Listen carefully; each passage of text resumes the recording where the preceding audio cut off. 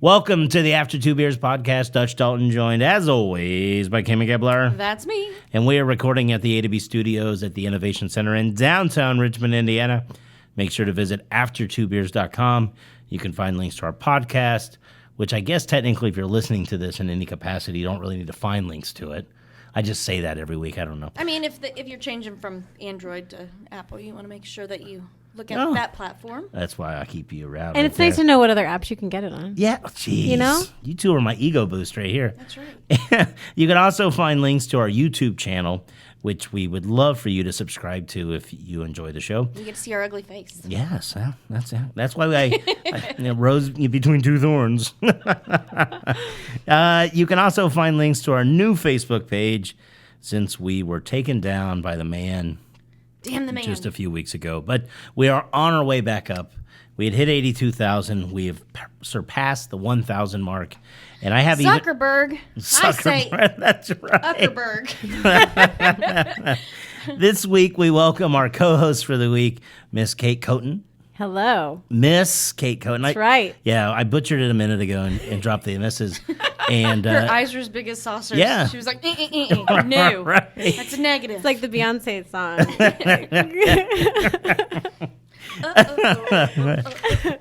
Well, thanks for joining us. You are a member of the government. I am. I work for the man. Yeah, Yep. You are the man. Not quite. Now, I'm part of the collective man, yes. Now, here's where Gibbler and I are struggling, and maybe this is where you can help me. Oh. Okay? Okay. We've had the mayor on the show. Okay. We had two candidates that were running for mayor on the show. Yes, I heard those. We also have had city council members on the show. Mm-hmm. I can't get anyone to give me a straight answer about when we are getting our key to the city. We need the key. Or when there's an After Two Beers day. Well, the key is under lock and key, so I'm not sure when it gets sold out. Part of the government. You should know this. That's right. Are you asking me to break it out? Well, I know for a fact that last year, I think it was just last year, that the gentleman from the Columbus Zoo, it's escaping me right now. Oh, yes. I did not get to go to this, but they did give him a key to the city. Yes. Yeah. But to be honest, it wasn't like a real key. Well, I don't want a real key. I just want to be saying. You just want I want a key. to the city. Okay. I mean, it could be like one of those. I'll see what I can kind of do. like the big I'll put in a checks, word. Like the big key. Yeah. You want a giant key. I want a big giant key, or just an After Two Beers day. Okay. You know, I'm not picky. If there's beers for everyone involved, I don't think anyone Absolutely. would be opposed to that. You know, we have been listened to now. We just hit 25,000 listens. Did we really? That's awesome. Yeah, we talk about Richmond on every show. That's key worthy. I think so. I can put in a word. I don't have any power. Should start by saying that, but I can put in a word. I just want to know where our key is, damn it. Yeah. Well, I think that the zoo guy was a proclamation and then a plaque. But, you know, maybe we could do something cooler. I mean, even a key fob, like a swiper or something. Even like. All right. I'll see what I can do. I don't even care if Dave just draws the key. Oh, you might if you see his drawing. Oh, No, actually, I haven't seen him draw. Yeah, I think it's your efforts are warrant a key. I think so. Yeah, I think so. And maybe not a whole day. If we can get After Two Beers hour. maybe we can We call it our happy hour. Maybe you want you want an hourly key rate. Is the city like a discount hotel now? I was I gonna just say want to that. hold the key and get a photo. Well, I mean, they did have to walk around neighbor to neighbor to talk about syphilis, so. Okay, yeah, it's true. They were being proactive. Yes, yeah. The rest of the country is worried about corona, and we're worried about the syphilis. We like to take it back old school. That's right. Well, I greatly appreciate you being here. I know Gibbler does as well. And you had an office here for a while. You were, That's how you and I met. And now we are going to invite you outside of the office into one of the coolest things that I think we have going, which is our A to B history wagon. I'm so excited. Yes. So you've heard about the history Yes, wagon. I've heard it on the show before. Yes. Yes. Yeah, it's. So do you have an addition, like something that you want to add to the wagon? No, no, I don't. No? I can't think of anything. We did- I mean, it's pretty stocked up It is pretty full. I mean, it is pretty full. with lots of I amazing think we need things. to put some spinner wheels on it. Some spinner wheels. I'm thinking where we can put a big key on it. Do you somewhere. have like Sticky. the pom pom things that go off the side of tricycles? Oh, no. Do you have those on your windows? No, we We are don't. now. Okay. We are 'Cause I now. think that those would be cool. Yes. I mean, everything I heard, it seemed like that would be in line. Yes. Okay. There you go. See, All right. you have made a You contribution. made a Good. contribution. All right. Yes, Great. yes. Well, we are going to set the flux capacitor to March 2nd, 1904, and we are in Springfield, Massachusetts, and the world is introduced to a young boy named Theodore Geisel. Geisel? Theodore Geisel. He was named after his father's, but his friends would later call him Ted. You guys know Theodore Geisel? I don't know. No. No? All right. Now, Ted's father had a cool job when Ted was a kid. He actually managed the family's brewery, Nice. but later worked at the local parks department Aw. thanks to Prohibition. Prohibition in parks, like peanut butter and jelly. That's right. I try to bring it back to our guests. Nice. Yeah, so Good. there you go, local parks department. He often attended the Springfield Zoo with his dad, and he loved drawing animals that were in the zoo. I wonder if he ever drew them like you catch like Catch him in yeah, the act. Yeah, The act. the act. The act. Yeah. Air quotes. Defecating or No. like with No. each other? Playing Yeah. leapfrog, but one of them just can't quite get over. They get a little stuck. That's right. Well, Dad, he could never leapfrog that other giraffe. I don't even know. So it's leapfroggy style. That's right.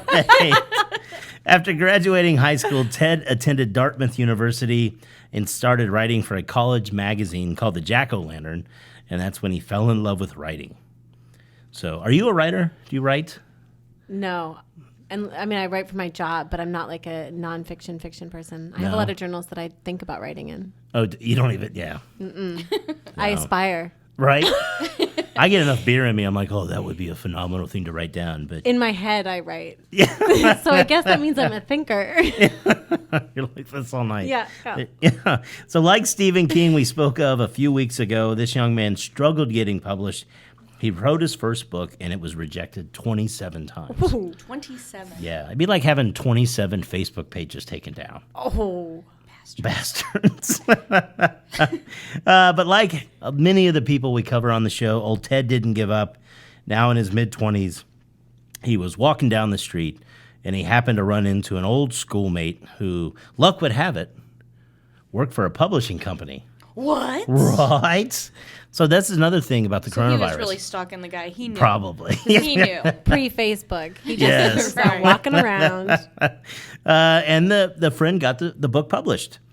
Ted later said that one of the reasons he believed in luck is he said, if I'd been going down the other side of Madison Avenue, I would be in the dry cleaning business.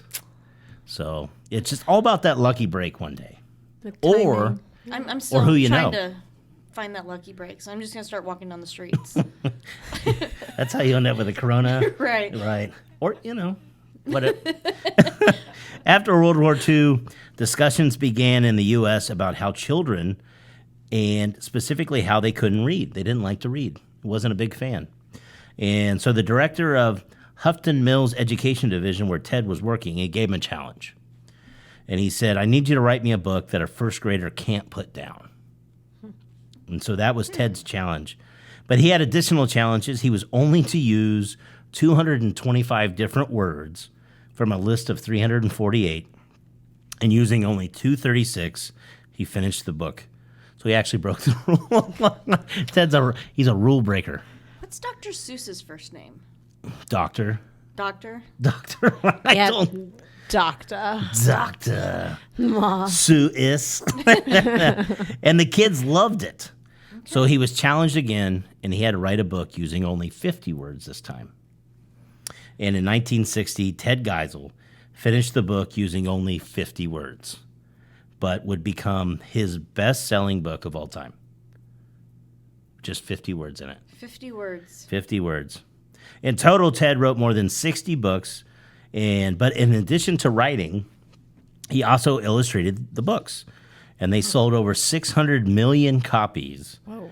and were translated into more than 20 languages. Well, it wouldn't take very long to translate 50 words. No, that's true. It's like a quick translation fee. Right. Way to really kind of smash Editing's that. great.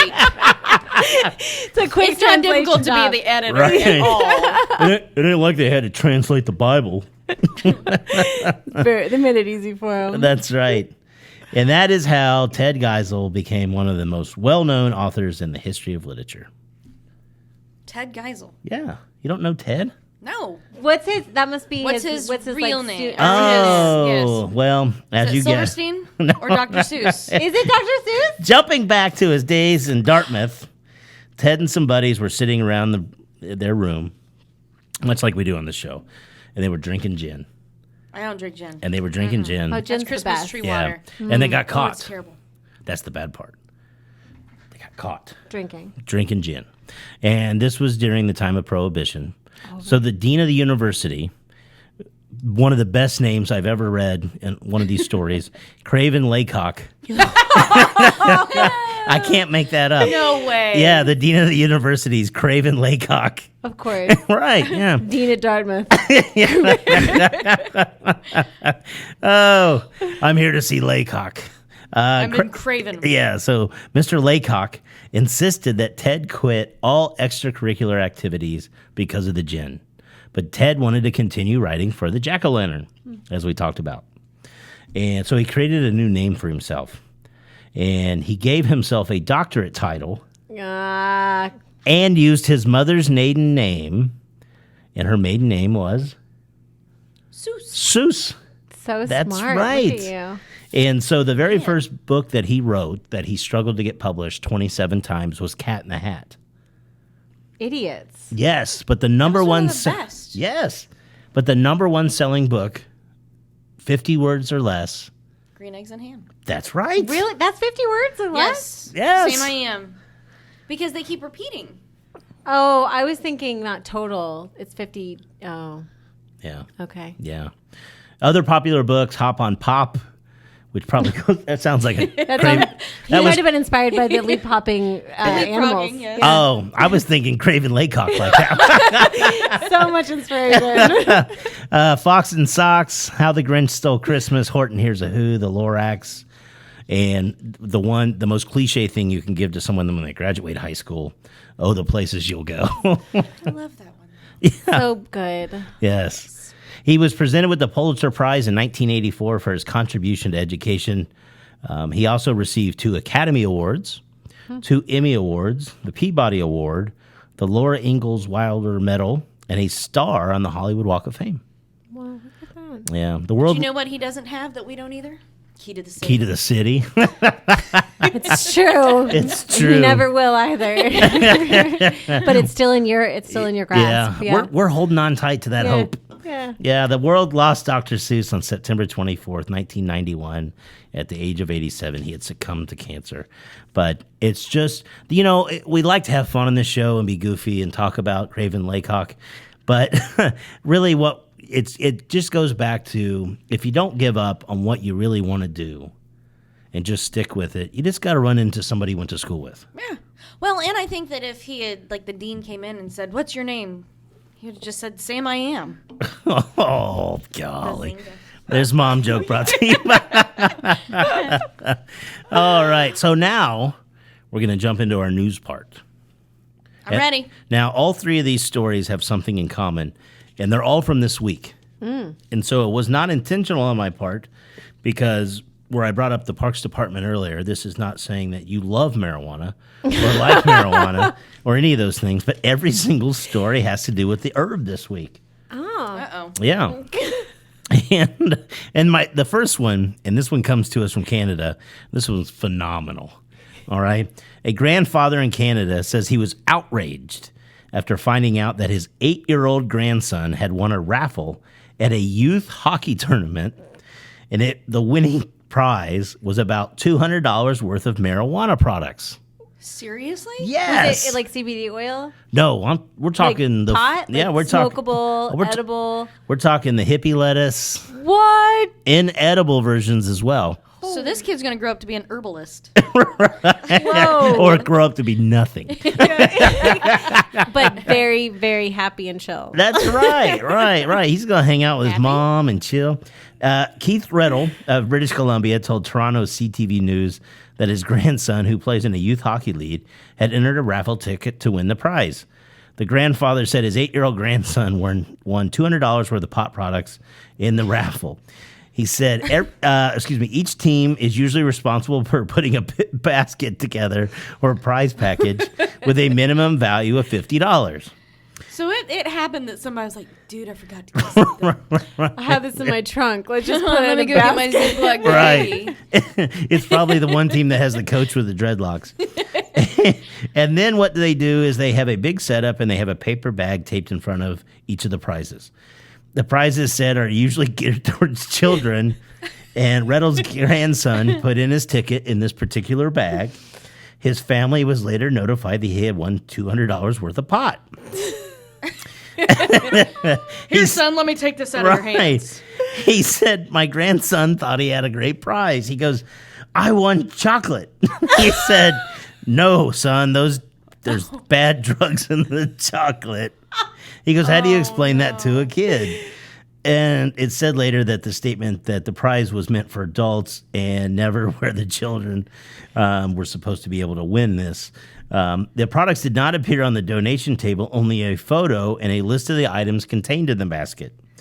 And the item, it was kind of funny. There was like a pipe in there, and there, It's like a party in a bag. right, there was edibles, and there was actually marijuana. And so, if anything, the attendance at youth hockey games in Canada may go through the roof. Well, and then, like you said, I mean, it was aimed for the adults. So, like, is that what the gifts are at bingo?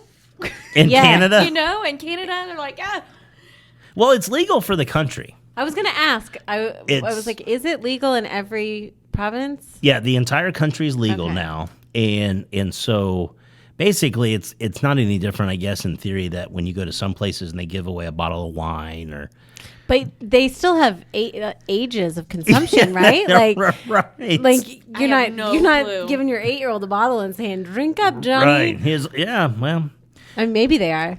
Canada's the Wild West. that's right. It's because he's cold not up sleeping there. very good at night, so Oh, we man. gave him an edible. Yeah. So here's our next story, and this one's from Michigan, which is also legal now. Is it? It It's is- actually even for entertainment. Yeah. value. It's not just medicinal. Yeah. Really? Yeah. Illinois is that way now too. Really? Yeah. Huh. Yeah. Who knew? And Ohio's got it for medicinal.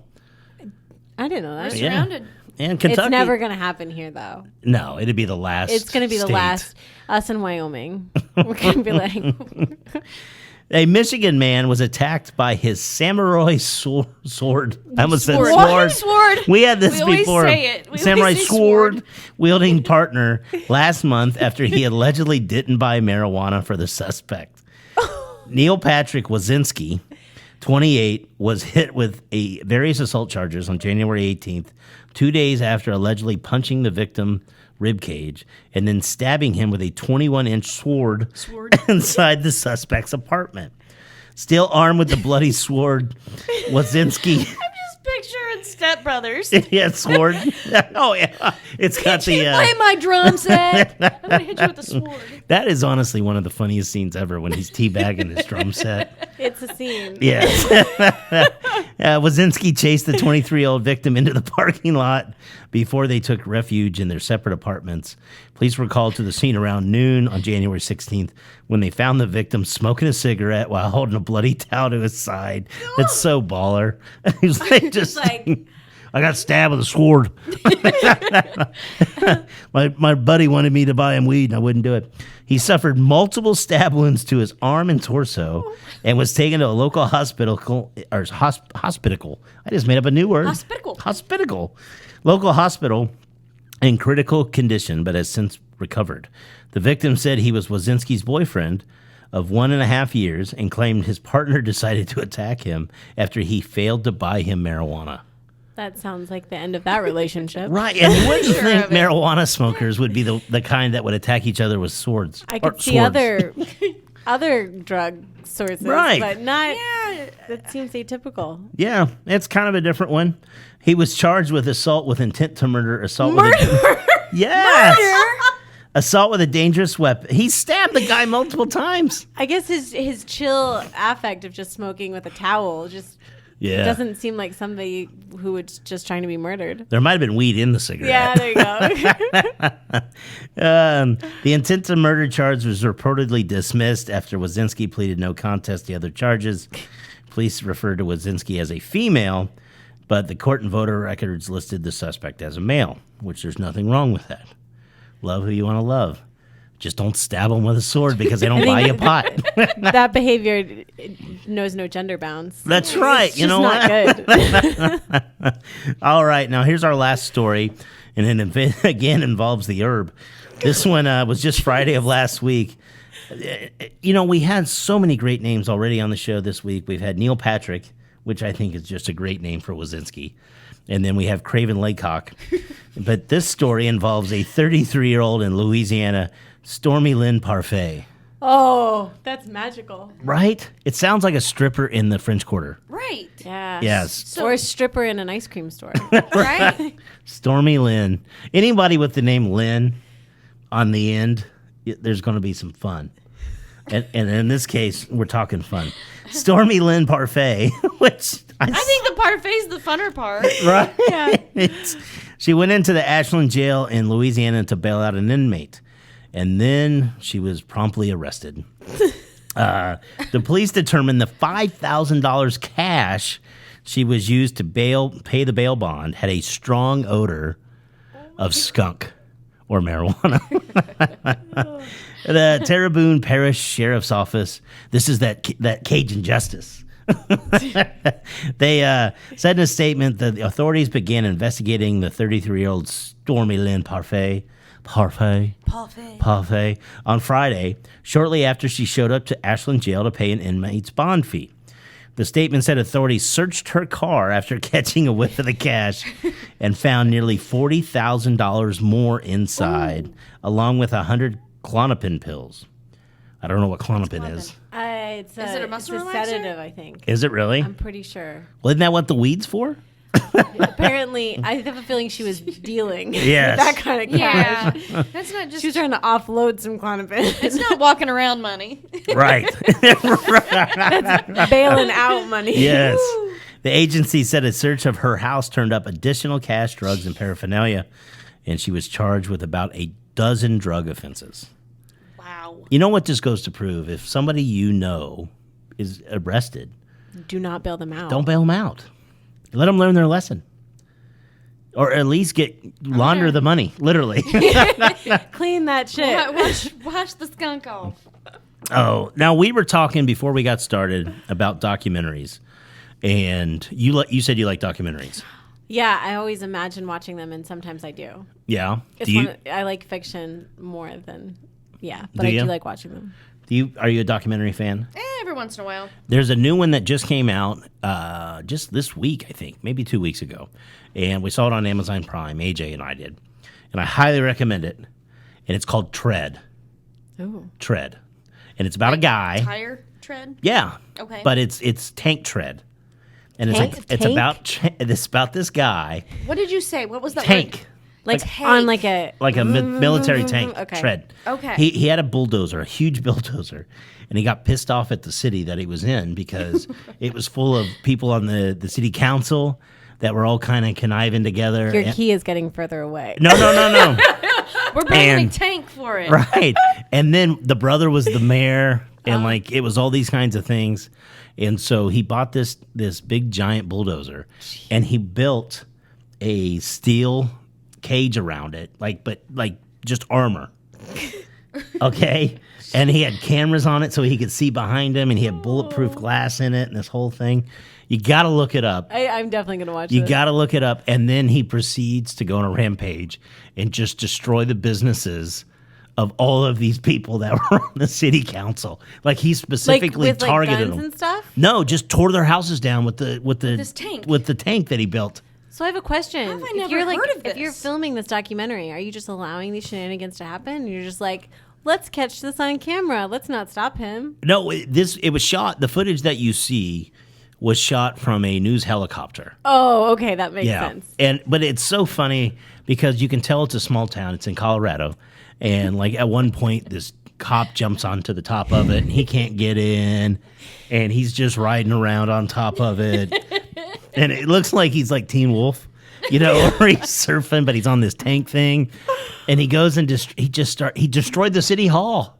Was he high on marijuana? No. I was going to say, it's Colorado. Does this have to do with marijuana too? This was well before the Colorado laws. Here, you know what? For the benefit of our listeners, I'm going to apologize, but I'm going to show you, ladies, this. They call it a bulldozer rampage. If you want to look it up, That's amazing. Bulldozer rampage. yeah. I feel like that would be a good theme park. You just get in and like bumper Tear cars, stuff but you down. just like hit each other and just like. this Arr. thing is massive. So here it is. If you want to look, the guy's name was Marvin, and Marvin got pissed off at the world, literally. Damn it, Marv. And so this is. Oh my god. Yes, it is like a legit tank. So you said was? Is he now deceased? Yeah, so That's probably the only way here- they were here able you to take go. him out. this will give you a nice see. Yeah, it's awesome looking. So this is where all the bricks and That's stuff some of the Mad Max buildings. shit right there. It- I was does. thinking that, yeah. It does. So yes, he died of a self-inflicted wound, and he was the only person that was hurt that day. He didn't go after people or any of those kinds of things. He literally was just Just went in there to F shit up. He did, but anyway, it's a really interesting documentary. There was a story they called it the Killdozer, but Nice branding. yeah, That's good. the guy's name's Marvin so was he pissed Heemeyer. off at his taxes? Like, I'm just really confused of what makes Well, you go that far. You got to watch it, but the biggest thing is that he was from out of town. He was an out of towner that came in and he bought a piece of land that somebody else had wanted to purchase. In his mind, what you start to realize is that how some person or some people interpret things is different than maybe reality. But Was he schizophrenic? they never went into that. Okay. But it was one of those cases of he kind of was to himself at the end, and he said he would just sit in his hot tub and drink beer, and he came up with this idea. And it was just a matter of too much alone time in Sounds the like hot how tub. we came up man. with the podcast idea. Oh. So what's wild is he sold his land and I think he even sold the dozer to other people right before he did this. Wow. Right? And so then when he finally sold everything, he just blasts out of his workplace that he was building this thing and then just destroyed other people's businesses. Like he went, and some people call this guy an American hero. I'm sure they do. Yes. So if you get a chance, at least take a look at the picture of this thing because it is badass looking. Yeah. And but he had put a 50 caliber gun in the back of it, and he didn't shoot anybody. He was shooting at people like to get them to move. Like, I've got a thing I'm going to hit, and it's not you, so move. Right. And yeah, the guy's wild. It's So do they show pictures of him? Like, I just kind of want to see what he looked like. Yeah. I guess I'm going to have to watch this tread, aren't I? Yeah, Oh, we're going to need it's to watch so this. good. I feel like small cities should watch this as like how to plan for a renegade citizen. this is what was funny about it too. It was Oh, he looks so unassuming. yeah, and people talked about how nice he was. So and, unassuming. You Yeah, never and, know. and people talked really. But I was talking to AJ about this, and this is kind of a serious subject. Maybe I'll throw in the Corona thing that we didn't use at the first part, but it's just like the guy at the Mandalay Bay. He had no signs of that, and what it comes down to is we need to identify mental illnesses in this country much sooner than we do. One, support them. Yes. Yeah, through. But yeah. Regardless of that, this guy, like I said, some people consider Like, him he's an just American hero. Smiling, just Yeah, he's just chilling. He likes. He to must have felt very alone to do that. Well, he I feel like it had to have been some type of a rage, though. Oh well, he has audio cassettes that they play, Oh. and you can hear him. And he basically said that the Lord told him that this is what he needed to do, and that he was at his wit's end, and they were basically trying to take all the money from him. And this the city council and those people. And what's interesting is you have those people are on the video, And they all talk about each other so fondly and all these kinds of things. And then you hear this guy and you think, I think there's probably some truth in the middle. Yeah. You know, everybody's not as nice as those guys were trying to say they were, but this guy clearly had some issues too. But it's anyway. Yeah. Truth I'm is recommending always in the gray. Yes, and they did a phenomenal job. It's got really good ratings on Rotten Tomatoes and IMDb. So if you get a chance, check it out. Tread. It's on Amazon, you said? Amazon Prime. Oh, Amazon Prime, Yeah, okay. well, it costs $5.99. Okay. But it's well worth the $6. Just drink a couple beers and watch this. Sounds and at good. the end, you kind of feel bad for him. But then when he starts destroying these people's houses and businesses, it's kind of like, I don't get it, but I kind of get it. You know what I mean? I think we all have moments sometimes where it's just like you think about punching holes in walls, but you typically restrain yourself. Yeah. This guy, he went at it. And I was telling AJ, I'm picturing like somebody that sits in the town that really doesn't like all these other people either, but they just take it in stride like a normal human being does. And they're probably sitting on their front porch drinking a beer, and this guy comes rolling down the street, and I honestly picture them just laughing their asses off. Like, oh, Marvin's doing it. Finally snapped. getting them. Right. It's like that. What was the movie? Is it Kirk Douglas? Who was the movie with where the guy goes crazy about how the sandwich doesn't look right? Like, Oh, I don't know. oh, it's a phenomenal movie. No, you're gonna have to look this up for me. Yeah, I will look it up. It's a really good one too. So anyway, check out Tread.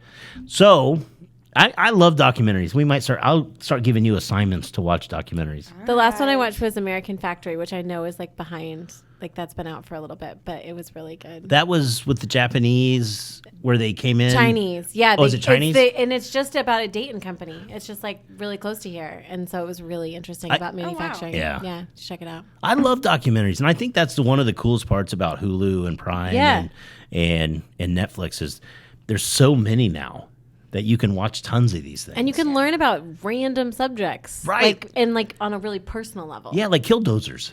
Yeah, that was something I didn't even know That's a existed. new one for me. Yeah, that's that's what After 2 Beers is doing. This is why we need the key to the city. Key. Bring in. Well, I don't know. Key is the key. It depends on how much research you did on Killdozers. If we give you a key to the city, what are you going to do with that key? Celebrate it. It's what we're gonna do if we don't get the key. I'm gonna turn it into a hood ornament on my Jeep.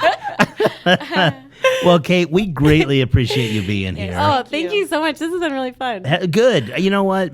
Everybody's told us that. So, we So hope either they all they're mean really it. good liars, or That's right. No, you guys are fun. No, thank you so much, and thank you for all the support that you gave us when you were here. Oh, you guys are awesome. And well, we greatly appreciate it. And I just want you to know that. And Gibbler, well, thank you as well as always. I'm here. And we'll continue to thank the Innovation Center for giving us this awesome space to do these things. And I will continue to say that if others want to utilize the space, by all means. So just hook us up or hit us up, I guess.